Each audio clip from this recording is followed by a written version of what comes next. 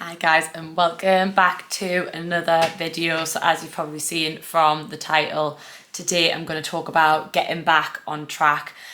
So if you follow us on Instagram and all that jazz, you'll see that I've just been away. Well, I've had a bit of a mad few weeks because even last month was just crazy. I had something on every weekend. It was like hen do, wedding, and then I was out for the long weekend for the Platinum Jubilee. So it's been a bit non-stop, but it's been amazing. Made so many good memories, and I always say memories over macros. So yeah, it's just been so nice. I had a very quiet start to the year, only had about 3 nights out, hardly really drank. And I knew this was coming up, and I was thinking, oh, it's going to be so draining, but I literally enjoyed every minute of it. I was like, I'm just going to make the most of it. But it always happens kind of coming into summer. I like tend to hibernate in the winter, and then like so many plans in the summer, and I have got quite a busy few months coming up still with more weddings and occasions and events and stuff like that. But I'm going to take it as it comes, just enjoy it all still, get a good balance.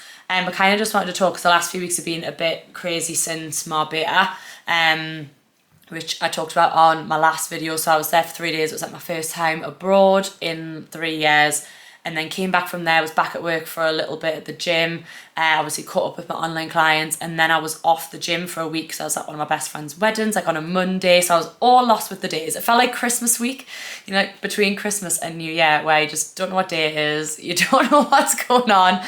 That's like what last week felt like for me, but it was nice to just have that break. I promised myself at the end of last year, start of this year, I was going to take more time off, and it just made sense with being at the wedding and then the Platinum Jubilee. Everybody was busy and had plans, so I did a little bit of my work with my online clients and stuff like that, but I did have the long weekend off, which was really nice and very, very much needed. However, I was feeling rotten at the end of last week, so I didn't track it all last week. I still think I made good choices. I've been tracking for so long now, and you know, sort of eating an 80-20 balance for quite some time, so I'm pretty good with that without tracking.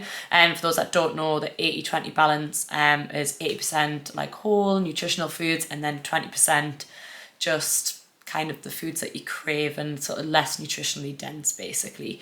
And you know, I mean, you don't have to stress about getting the percentages right, and sometimes life will be 50-50, sometimes it'll be 80-20 the other way, and it happens. And you know, like I say, last week was kind of probably more 50-50. Maybe pushing more towards the less nutritionally dense, especially towards the start and the end of the week. So I've been kind of getting back into a bit of a routine this week. I've got like a few things going on, and still like got some like occasions that'll involve drinking, and that's fine. But kind of just wanted to talk about getting back on track, especially after a holiday. And I know I was only away for 3 days, but when people go away for like a week or 2 weeks, it can be quite hard to get back into it. So I thought I'd share a couple of tips that I would tell my clients, that I would do myself, to get back on track and back into your routine after a holiday or a break of any like kind.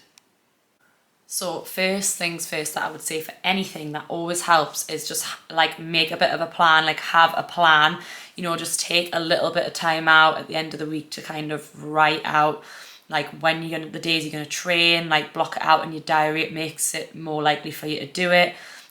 Make a shopping list, like make a bit of a meal plan, what you're gonna have, and then create a shopping list from that and go and get that from the supermarket, so you know you're gonna be getting a good balance of everything. I definitely wouldn't say don't cut out anything, you know, that you love, like chocolate crisps, sweets, whatever it is. Make sure you factor a little bit of those in as well.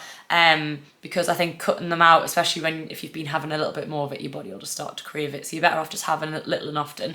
Because I know everybody's first thing is to just be like, if it's not in the house, I won't eat it. But you will. You'll go to the shop, you know, you're actually just doing yourself an absolute disservice, because you'll have to go out to the shop again. You might as well just get it when you're at the shops. So it's best to not cut it out completely. So yeah, just having a bit of a plan, going getting a big food shop and getting all the things that you need, and just kind of writing down what you want to do and what you're going to do that week. And as I say, writing things down makes it more tangible. And if you've got like a small goal, like a short term for that week or for the month or for the next few months, or yeah, whatever it is, it's always good to write things down, because you're 40% more likely to achieve it, and that's actually been proven in studies. So as I say, it just makes it that bit more real, having things written down. So a plan's always really good. So whether you put things into your calendar and block out time for workouts and all this sort of stuff.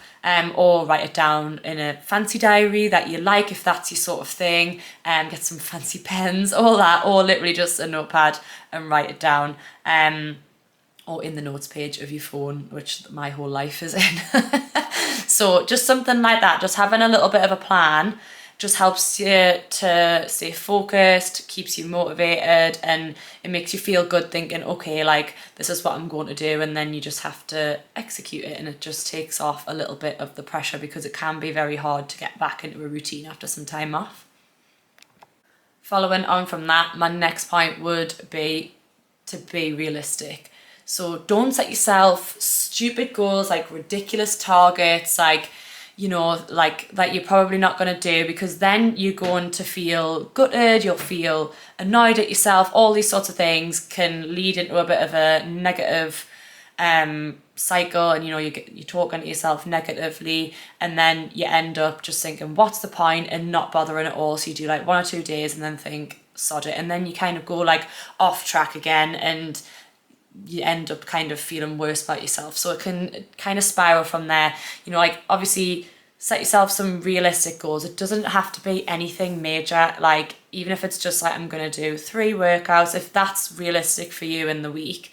And if you feel like you're not going to get to the gym, just be like, I'm going to do X amount of steps per day. Again, something that's realistic, where you can get out, move your body, you're going to make yourself some, you know, meal prep, make yourself some healthy meals, you're going to drink more water, you're going to go to bed early. Just little things like that is going to easy fit into your lifestyle is way more realistic than saying, I'm going to go to the gym every day, I'm going to do this, I'm, like I said before, I'm going to cut out chocolate, I'm going to cut out this, I'm going to cut out that. It's not realistic, because, you know, long term you're not going to do that, and it's better to just do things nice and slow and steady, and then you can build up on that the following week. Like once you kind of settled back into that routine a bit more, like it's definitely really important to not like set your standards too high. That standards is probably not the right word, but you know, like not set the bar too high, because it can lead you to feeling disappointed, and everybody just thinks that, oh, I've got to do everything all at once. I've been in that frame of mind myself before, but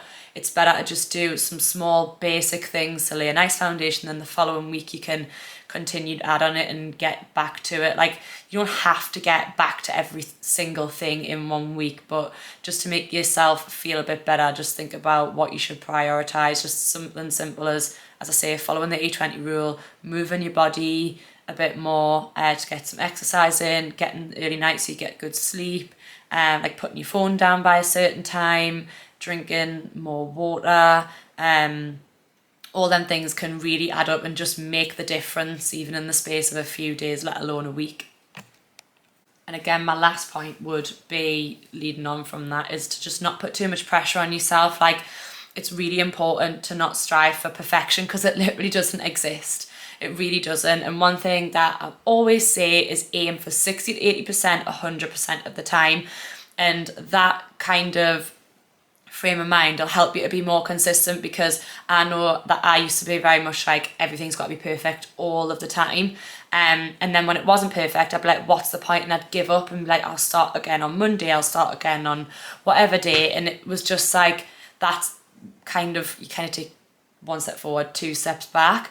Whereas like if you just hit kind of 60 to 80%, then like consistently, that's actually what will get you the progress, because, and the results, sorry, because you're being consistent like with that, like over a period of time. And as I said there before, slow and steady wins the race. So it's better to just keep moving forward than having stop, start, stop, start. And that can help you break that kind of negative cycle of trying to do everything and make everything perfect. Like fitness and health and fitness should fit into your lifestyle. And that's why I was saying there before about picking things that are realistic to suit you. Like if you've got kids and a house to run and you work full time and you're saying you're going to go to the gym every day, which, I mean, you need a rest day, just as a side note, but say I'm going to go to the gym 5 times this week.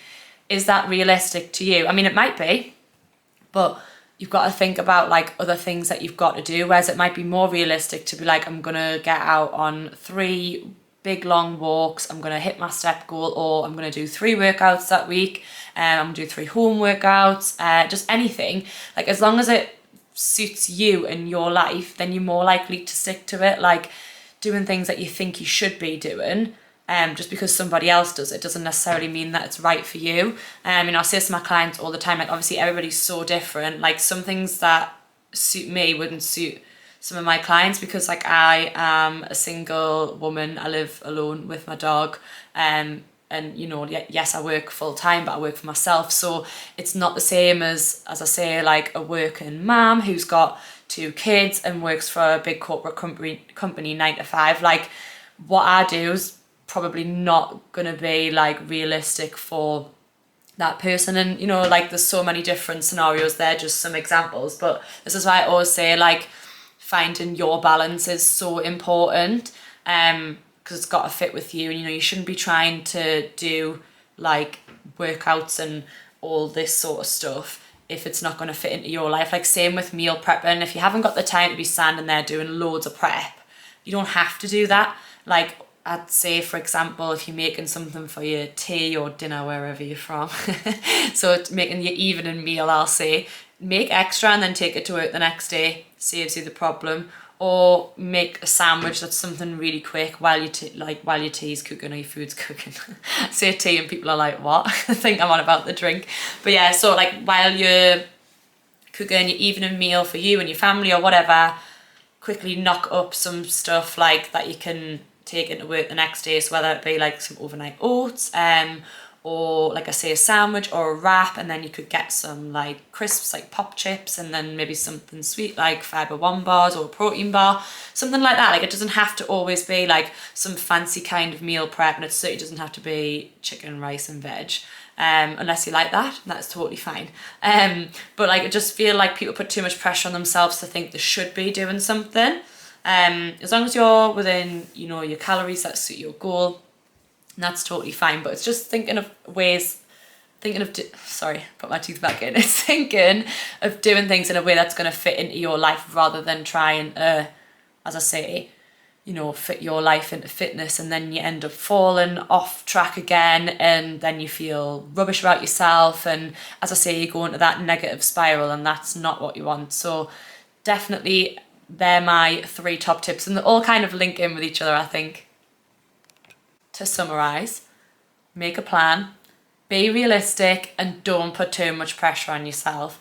They're the 3 things that I would say to do. And if you need more help, I mean, please get in touch. I've linked my one-to-one online coaching link below, or even just any coach, like for somebody to be there to support you, give you that extra accountability, and just help you find something that fits in with your life if you really are struggling with that. But hopefully those tips help. Please let us know below if they do.